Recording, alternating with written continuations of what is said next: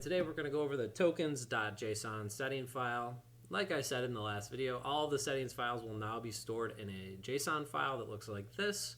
And this will just be for ease of use. For right now, in the classic beta versions, you're going to be editing and interacting with these files. So I'm making these tutorials to help you. In the future, we will have a new UI that will be handling all this in the back end, as well as it should make it easier, so you shouldn't have to interact with that. But for right now, if you're willing to dig in and you really want to help test and get your hands on this in the early stages, this is how you do it. So this is the tokens.json file. If you look through, we have a couple added here. There is so many possibilities with this right now. It's hard to cover, so I'm just going to go over the basics.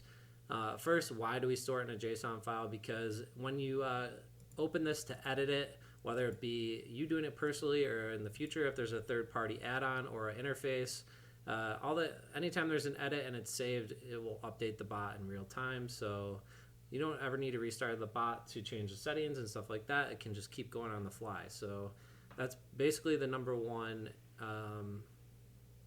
reason that we're switching to this. And the reason we're not using a database is for user experience. It's going to be easier for us to pull if you guys are having an error either now or in the future. It's going to be easy for us to just say, hey, click this button, make a copy of your tokens.json and send it to us so we can see what you have, rather than trying to get you teaching users how to use a database and all that kind of stuff. It'll just be like pulling an error log. So it will make everything more streamlined in the future.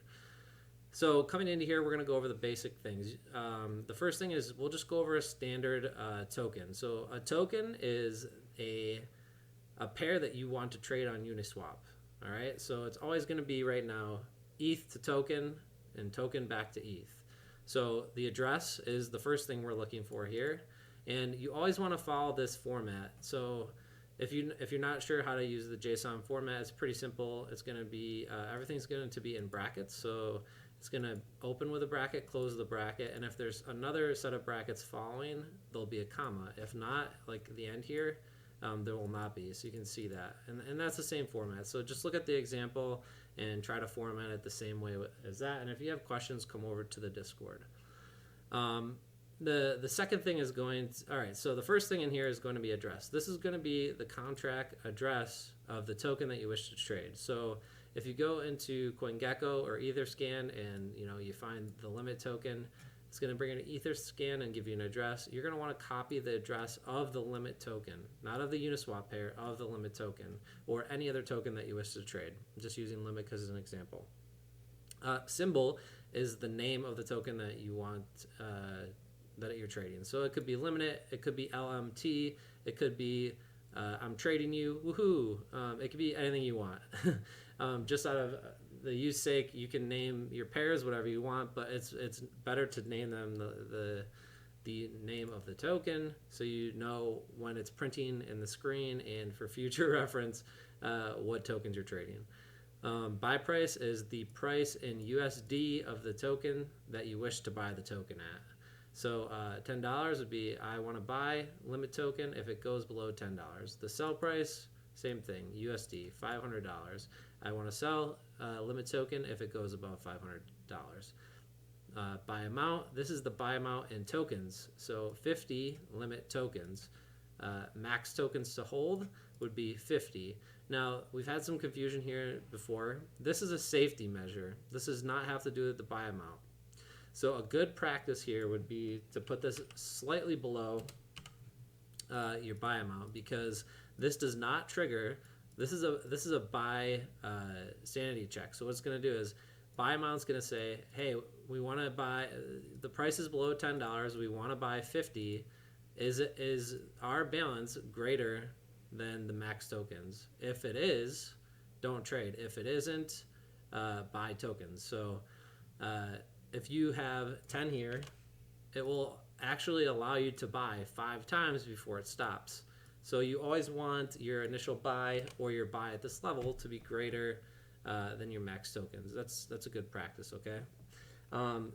So that's how max token works.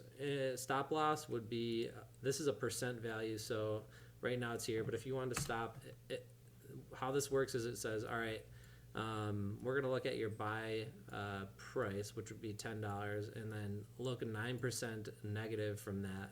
And if the price goes below that, we're going to sell this as a stop loss. And what will happen when that stop loss triggers is it will write to the stop pairs here, and it will stop it from being traded, because if we don't log and track that when that sells, what it would do is it would just keep trying to buy it back, because obviously it's below your buy price and you don't have any tokens, so it would buy again. So what it does now is if you do use stop loss in your settings, so if you have stop loss enabled here, you have it as true, right? I'm going to put that back so I don't forget.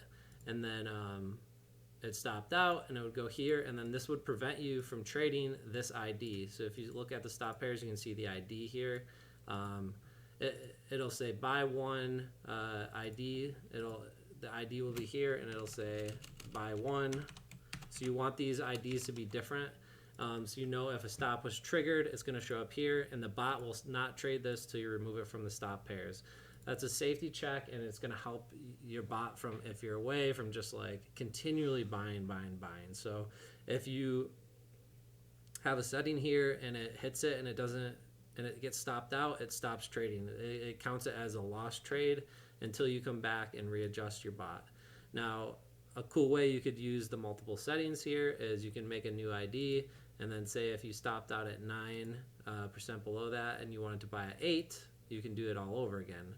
You know, you could set a stop at 9% from there, and you could pick multiple levels where you tried to buy this, and if you get stopped out, you would exit the trade and enter lower. So,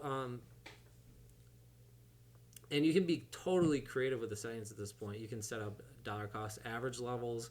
You can scale out with selling by using different moon bags on different levels, which is much more complicated. I'm not going to get into it on this level, but there's going to be lots of ways that you can tweak the settings here and make the bot do a ton of different things. So it's already allows you to do dollar cost averaging and scaled cells, but you need to be able to know how to program that, and that's for another video. But yeah, that's all I got for today. If you are a pro user, it costs 10 limit tokens to do this. You have to hold 10 limit tokens in your wallet.